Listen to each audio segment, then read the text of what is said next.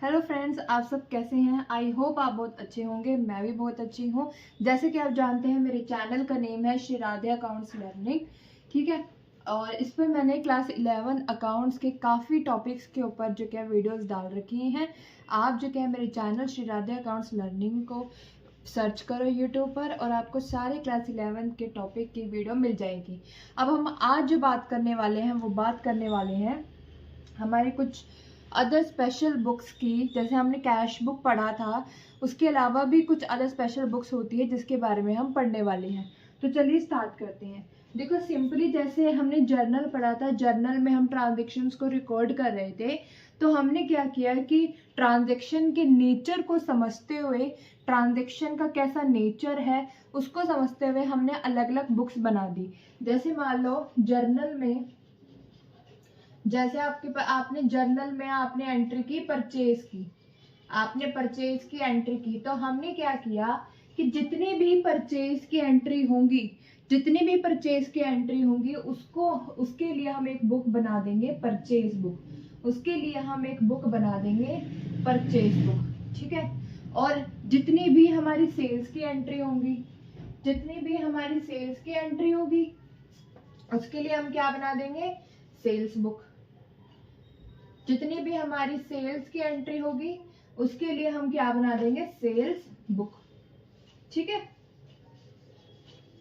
ऐसी और हो गई आपकी, जैसे मान लो कि आपकी जर्नल के अंदर अगर आपने सामान खरीदा और फिर उसको क्या कर दिया, वापस कर दिया, तो ऐसे जितने भी परचेज रिटर्न वाली एंट्रीज जो आपकी होंगी परचेज रिटर्न की, ठीक है, वो आपकी किस में आ जाएगी।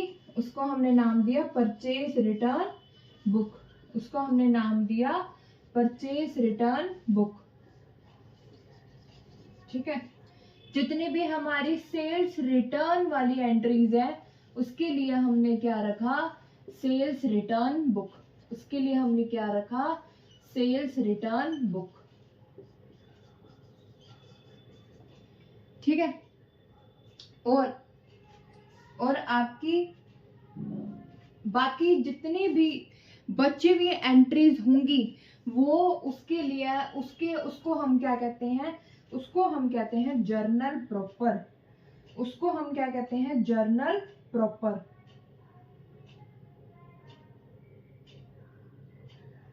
उसको हम कहते हैं जर्नल प्रॉपर या फिर रेसिड्यूल बुक। जर्नल प्रॉपर, उसको हम रेसिड्यूल बुक भी कहते हैं, ठीक है। इसको हम क्या कहते हैं, इसको हम रेसिड्यूल बुक भी कहते हैं, ठीक है।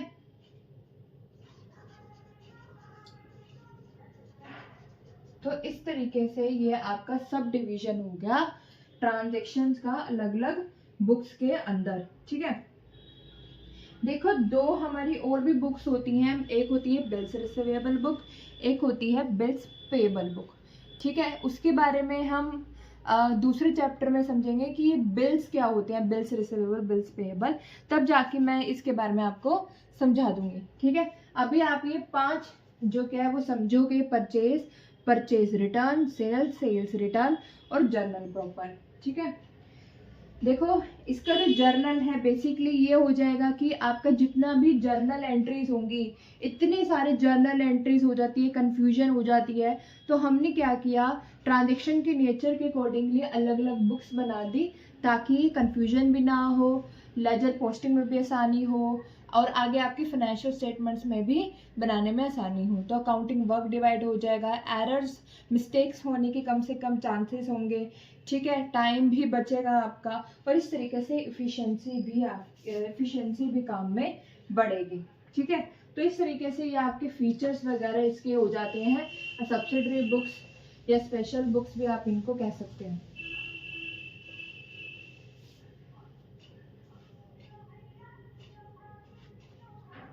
ठीक है। फीचर्स आप इसके देखो, एडवांटेजेस जो कि आप खुद बनाओ। हम पहले बात करते हैं किसकी, परचेज बुक की। हम बात करते हैं परचेज बुक की। परचेज बुक, परचेज बुक से आप समझ ही गए होंगे। देखो परचेज बुक में कभी भी कैश परचेज की एंट्रीज नहीं होती हैं। कैश से रिलेटेड जो भी एंट्रीज होंगी उसके लिए हमारा कैश बुक है। अगर कोई परचेज की एंट्री हुई है और वो हमारी उधार में हुई है, क्रेडिट में हुई, सबसे बड़ी गलती बच्चे यही करते हैं, परचेज एंट्री हो गई और ये नहीं देखते कि वो तो कैश की एंट्री थी, चाहे वो परचेज की थी लेकिन वो कैश की थी और वो कर देते परचेज बुक में, और यहाँ हो जाते हैं वो गलत। कैश से रिलेटेड जो भी एंट्री, चाहे परचेज से रिलेटेड चाहे सेल से रिलेटेड, उसको आप कैश बुक में ही रिकॉर्ड करोगे, ठीक है। तो क्रेडिट, अगर आपने उधार में सामान खरीदा है तभी आप क्या करोगे, तभी आप इसको परचेज बुक में क्या करोगे, रिकॉर्ड करोगे, ठीक है। अच्छा, अब आपने क्या किया, उधार में मशीनरी खरीद ली, उधार में फर्नीचर खरीद लिया। अब आप करोगे मैम ये भी तो परचेज है और उधार में भी है, तो आप क्या कर देते हो, उसको भी परचेज बुक में लिख देते हो। मैंने बताया था आपको बेसिक अकाउंटिंग टर्म्स में, अगर आपने वो वीडियो नहीं देखी है तो उस वीडियो पे जाओ और देखो, समझो कि परचेज वर्ड का या परचेज टर्म का मतलब क्या होता है।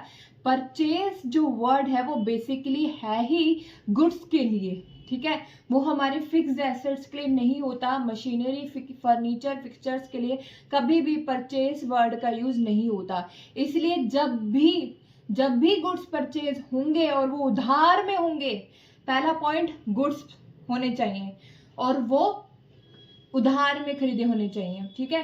गुड्स हो और उधार में खरीदे गए हैं तभी आप उसको क्या करोगे, उसको परचेज बुक में रिकॉर्ड करोगे, उसको परचेज बुक में रिकॉर्ड करोगे।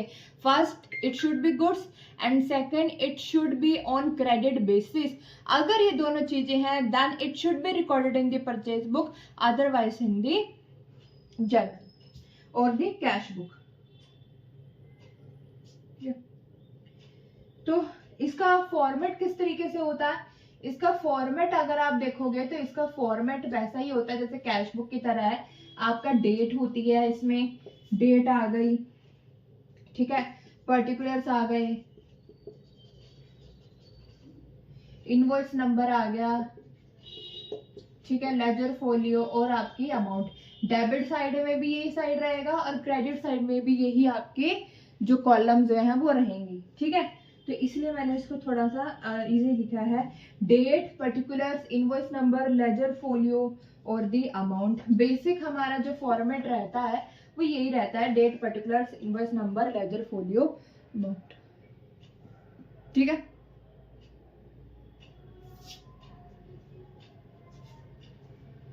आगे बात करते हैं किसकी, सेल्स बुक की। आगे बात करते हैं हमारी सेल्स बुक की।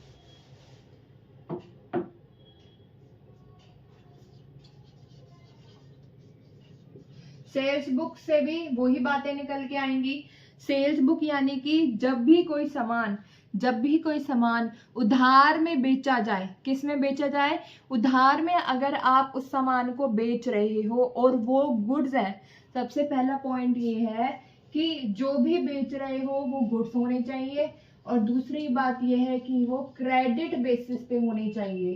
किस पे होनी चाहिए, क्रेडिट बेसिस पर अगर माल दिया जा रहा है और वो गुड्स है तो it should be recorded in the sales book. Cash से रिलेटेड कोई भी सेल्स है कैश बुक में होगी। मशीन, आपकी फिक्स्ड एसेट से रिलेटेड कोई सेल हुई है, it should not be recorded in the sales book, it should be recorded in the journal. मतलब जो किसी बुक्स में ना है वो हमारा आता है लास्ट, जर्नल प्रॉपर यानी कि रेसिड्यूअल बुक में, ठीक है।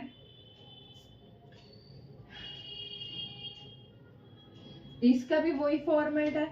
परचेज रिटर्न बुक, अब हम बात करेंगे परचेज रिटर्न बुक की। परचेज रिटर्न बुक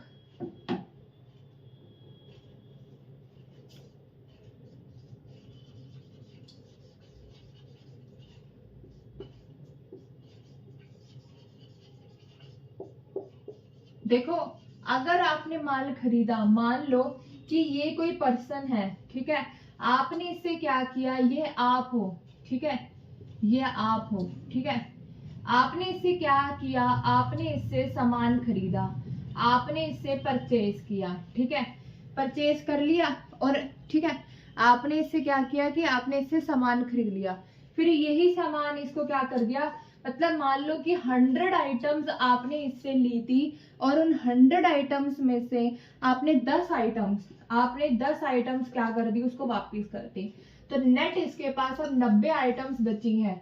ठीक है, तो वो जो 10 आइटम्स जो इसने रिटर्न कर दी, उसके लिए हम क्या बुक बनाते हैं, परचेज रिटर्न। उसके लिए हमारी परचेज रिटर्न बुक होती है। ये भी हमारी क्रेडिट से ही रिलेटेड ही है कि अगर क्रेडिट में आपने सामान लिया था, फिर उसमें से कुछ आइटम्स आपने वापस कर दी, तो वो जितनी आइटम वापस की वो रिकॉर्ड होती है आपकी परचेज रिटर्न बुक में। ठीक है, अच्छा, परचेज रिटर्न को एक और चीज बोली जाती है, मतलब इसका दूसरा नेम। अब देखो इसी डायग्राम को देखो, आपके पास पहले सामान आ गए। ठीक है, आपके पास क्या हुआ, आपके पास पहले सामान आ गए।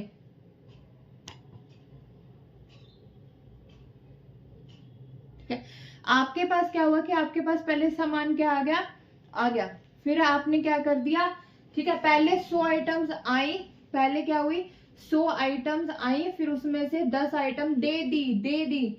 ठीक है, उस 100 में से 10 गई, बाहर चली गई ना, तो आपने क्या किया, रिटर्न आउटवर्ड कर दिया। आपने क्या किया, अपने यहां से वो 10 आइटम्स भेज दी, रिटर्न कर दी, बाहर निकाल दी, रिटर्न आउटवर्ड। इसलिए इसको क्या कहते हैं, परचेज रिटर्न बुक को आप रिटर्न आउटवर्ड बुक भी कहते हो। परचेज रिटर्न को रिटर्न आउटवर्ड बुक भी बोला जाता है। ठीक है, और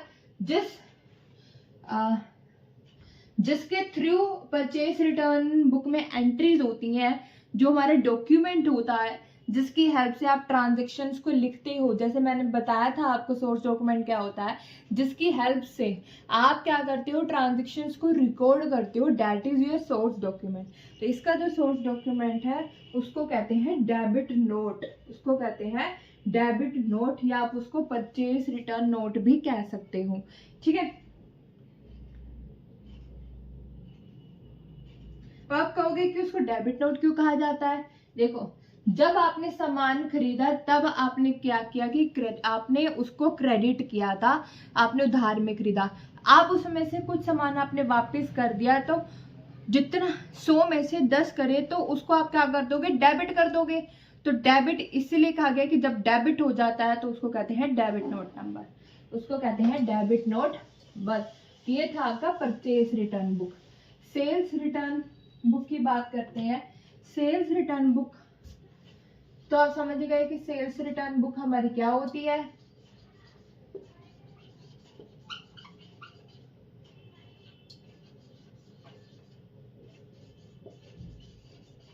सेल्स रिटर्न बुक, ठीक है। सेल्स रिटर्न बुक का मतलब ये है कि जो भी, मान लो कि ये आप हो, ये क्या हो, ये आप हो, और ये कोई आपका कस्टमर आया है, ये आया आपका कोई कस्टमर, ठीक है, ये आपका कस्टमर है और आपने इसको क्या किया कि माल बेचा। वही मान लो कि 100 आइटम्स आपने इसको सेल की थी, 100 आइटम्स आपने इसको बेची और उसमें से उसने क्या किया, क्रेडिट में, ठीक है, और 10 उसने क्या कर दी, वापस कर दी। तो इस 10 की रिकॉर्डिंग होती है इस सेल्स रिटर्न बुक में। ठीक है, आपने पहले दे दिए 100 आइटम, उसमें से वापस आ गए आपके पास, तो आपके पास रिटर्न आ गए, तो इसको कहते हैं रिटर्न इनवर्ड। आपके पास आए हैं, रिटर्न इनवर्ड, इसको क्या कहा जाता है, return inward book. Return inward book भी इसको कहा जाता है। और अगर जब परचेज रिटर्न के लिए सोर्स डॉक्यूमेंट डेबिट नोट है, तो सेल्स रिटर्न के लिए क्या होगा, क्रेडिट नोट, है ना। जब आप जिसको भी सामान बेचते हो उधार में, उसको हम कहते हैं डेटर। अगर उसने सामान वापस कर दिया, जो डेटर होते हैं उनको डेबिट किया जाता है। अगर उसने आपको सामान वापस कर दिया, तो उतने 10 आइटम से वो क्या हो जाएगा, क्रेडिट हो जाएगा, है ना। जैसे मान लो कि आप डेटर जो क्या है हमारा 100 से क्या हुआ, डेबिट हुआ, ठीक है। अब उसने क्या किया कि जैसे मान लो कि आपने डेटर अकाउंट डेबिट किया टू सेल्स 100 से, ठीक है, debtor account debit to sales किया 100 से, फिर उसने 10 वापस कर दिए, तो इस 90 हमारा एक्चुअली उसके पास गया कितना, 90 गया ना, तो आप क्या करोगे, इस डेटर को आपको उल्टा इफेक्ट देना पड़ेगा। आप 2 डेटर करोगे 10 और इसको भी क्या करोगे, डेबिट 10। तो ये क्या हो जाता है, क्रेडिट हो जाता है, आपका डेटर क्या हो जाता है, क्रेडिट हो जाता है। इसीलिए जिस डॉक्यूमेंट की हेल्प से सेल्स रिटर्न बुक में एंट्रीज होती हैं उसको कहते हैं क्रेडिट नोट, उसको क्या कहते हैं, क्रेडिट नोट। देखो दोबारा बताऊं कि जब आप इसने आपको सामान वापस कर दिया, तो एक तरीके से जो सेल्स, जब भी सेल्स होती है, यानी कि सेल्स मतलब आपकी रिवेन्यू हुई, आपकी इनकम हुई, रिवेन्यू बढ़ती है तो उसको करते हैं क्रेडिट रिवेन्यू। अब अगर आपके पास 10 वापस आ गए तो इसका मतलब ये है कि उस 10 आइटम की आपकी रिवेन्यू नहीं हुई, 10 आइटम से आपकी रिवेन्यू कम हुई है, कम कम। जब रिवेन्यू कम होती है उसको करते हैं डेबिट, यानी कि आपको सेल्स को क्या करना पड़ेगा, डेबिट। जब सेल्स डेबिट होगा तो डेटर जो डेबिट पहले हुआ था वो हो जाएगा क्रेडिट। तो जब डेटर आपका क्रेडिट होता है, इसीलिए उसको उससे वो उस डॉक्यूमेंट को हम कहते हैं क्रेडिट नोट, जिसकी हेल्प से आप सेल्स रिटर्न्स की एंट्रीज करते हो। ठीक है, बाकी जितनी भी बची हुई एंट्रीज है, यानी कि purchase return, sales return, purchase, sales, cash की एंट्रीज जो कैश बुक में होती हैं, उनको छोड़कर बाकी जितनी भी एंट्रीज आपकी बची हुई हैं जो किसी भी और बुक में नहीं आ सकती, ठीक है, उसको हम रिकॉर्ड करते हैं जर्नल प्रॉपर, यानी कि रेसिड्यूअल जर्नल में।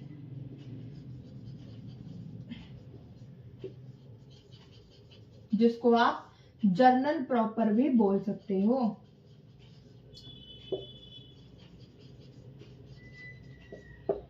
ठीक है, जैसे मान लो मैंने बताया कि मशीनरी की जो परचेज होती है, ठीक है, क्रेडिट वाली, कैश से रिलेटेड कोई भी एंट्री हो, उसमें कोई गुड्स से रिलेटेड कोई दिक्कत नहीं है कि आपने गुड्स की कैश परचेज किया या मशीनरी की कैश परचेज किया या मशीनरी को कैश में बेच दिया, मतलब कैश ले लिया।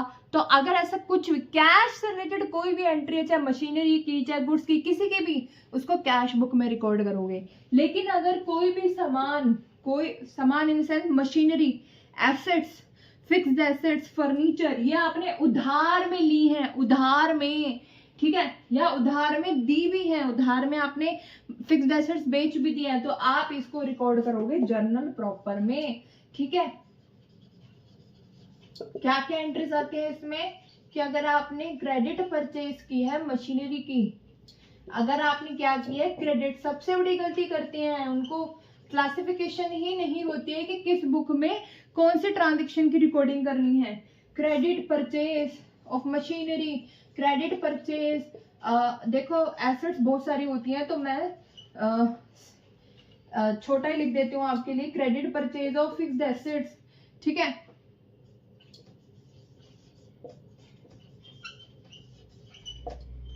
ठीक है, आपकी क्रेडिट जो परचेज होती हैं फिक्स्ड एसेट्स की, आपकी जैसे जो आपकी डेप्रिसिएशन होता है, आगे हम पढ़ेंगे डेप्रिसिएशन के बारे में, जो कि एसेट्स के ऊपर लगता है, ठीक है, उनकी एंट्रीज इसमें होती हैं।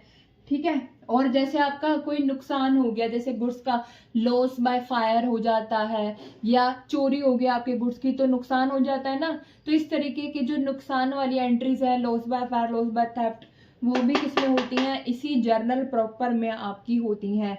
ठीक है, ड्राइंग्स होती हैं वो भी इसी में ही होती है। ठीक है, तो सिंपल सी बात है, जितनी भी अदर एंट्रीज हैं आपकी, मशीनरी हो गई, ठीक है, और कौन सी थी हमारी, डेप्रिसिएशन की, और हमारी कौन सी थी,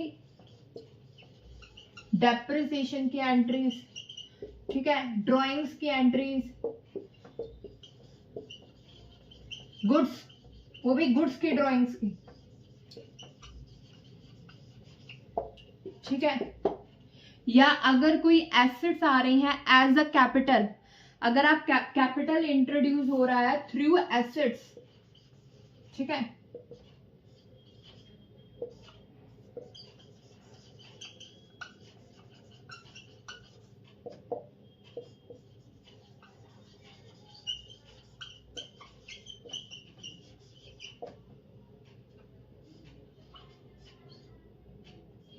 अगर कोई कैपिटल इंट्रोड्यूस हो रहा है आपका, अगर आपका कोई कैपिटल इंट्रोड्यूस हो रहा है एसेट्स के जरिए, या अभी मैंने कहा कि कोई ड्राइंग्स की एंट्रीज हैं, ठीक है, कोई लॉसेस की एंट्रीज हैं, ठीक है, जैसे loss by fire, loss by theft,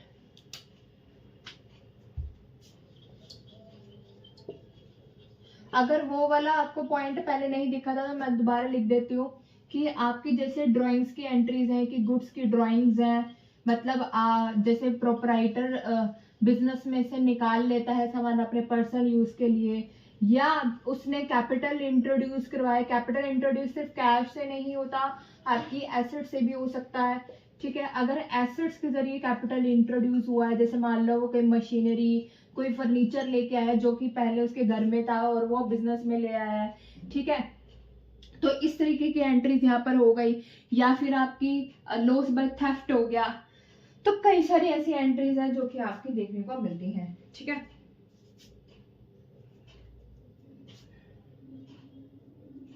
बाकी बिल्स रिसीवेबल और बिल्स पेबल बुक जो क्या है वो बाद में हम देखेंगे, ठीक है। अभी वो थोड़ा समझाना सही नहीं रहेगा आपके लिए, आपको समझ नहीं आएगा, ठीक है। सेल्स रिटर्न, परचेस रिटर्न आपने समझ लिया है, ठीक है।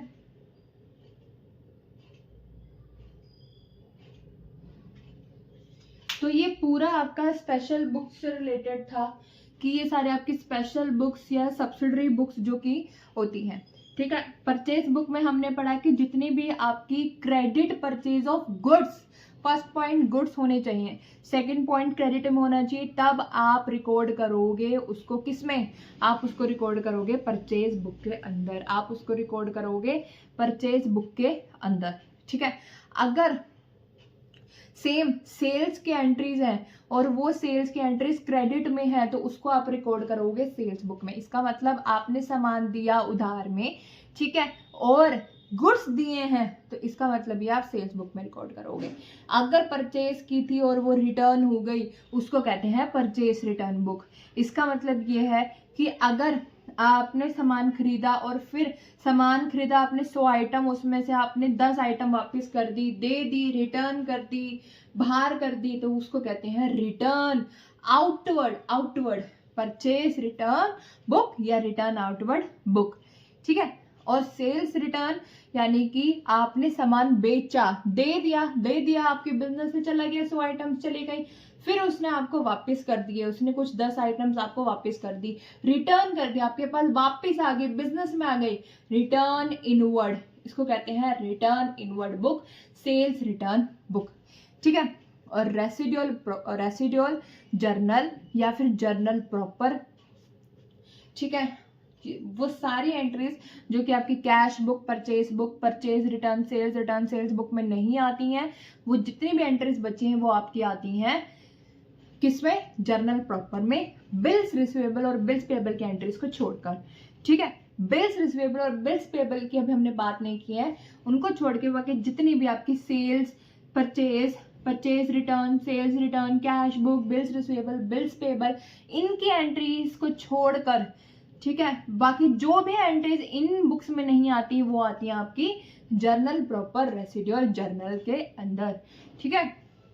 आई होप आपको ये टॉपिक समझ आया हो, ठीक है। और अगर समझ आया है तो प्लीज़ इसको लाइक, शेयर एंड सब्सक्राइब करना मेरे channel Shri Radhe accounts learning को।